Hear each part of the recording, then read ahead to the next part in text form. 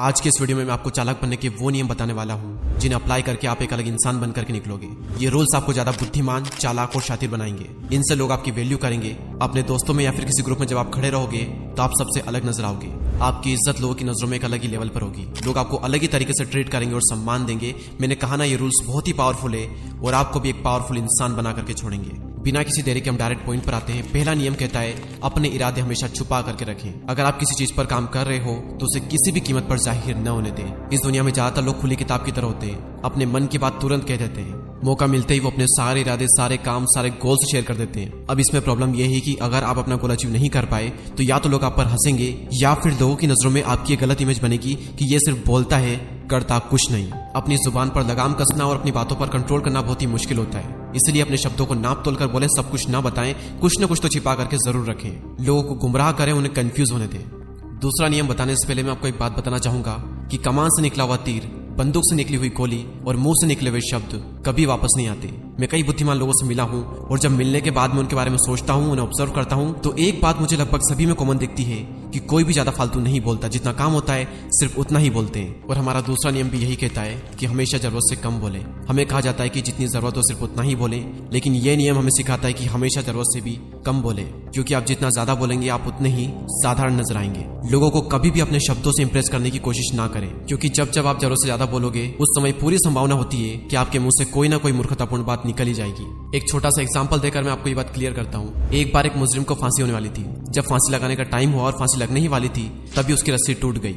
और उस वक्त रस्सी का टूटना भगवान की देन मानी जाती थी और अक्सर मुजरिम की जो सजा है वो कैंसिल कर दी जाती थी। ये सब होने के बाद में सैनिक ने यह बात राजा को जाकर बताई। राजा उसकी सजा कैंसिल करने ही वाला था, तभी राजा के एक एडवाइजर ने सैनिक से पूछा कि क्या मुजरिम ने जमीन पर गिरने के बाद में कुछ कहा था। तभी सिपाहियों ने कहा कि हाँ, वो कह रहा था कि राजा एक ढंग की रस्सी नहीं बनवा सकता, राज्य क्या खाक चलाएगा। ये बात सुनकर राजा को गुस्सा आया।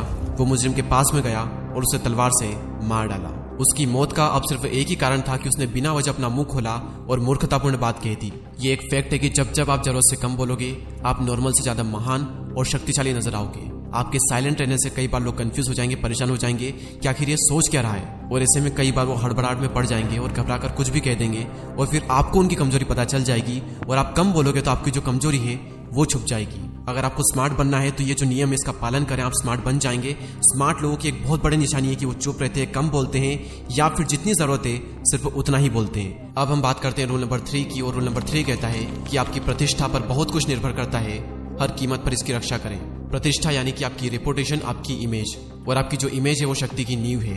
इसी से आप लोगों पर अपना दबदबा कायम रख सकते हो। आप जैसी इमेज लोगों के सामने बनाओगे, लोग आपको वैसे ही ट्रीट करेंगे, वैसे ही इज्जत देंगे।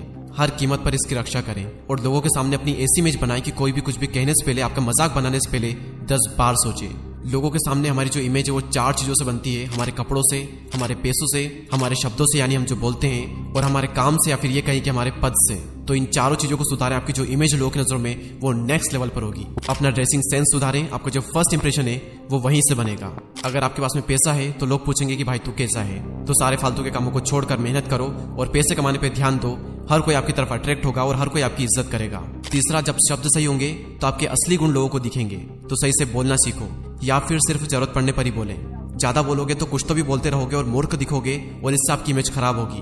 और चौथा, आपका काम, आपका पद, या फिर ये कहें कि आपकी जो पोजीशन है, जितना सम्मान आपको वो दिला सकती है उतना सम्मान आपको कोई नहीं दिला सकता। इसलिए अपना जो काम है वो सही चूज करें। और याद रहे कि जिंदगी में कोई एक भी काम ऐसा ना करना जिससे कि आपकी इमेज खराब हो, क्योंकि एक बार अगर आपकी इमेज पर धब्बा लग गया तो फिर वो कई बार मिटाने पर भी नहीं मिटता।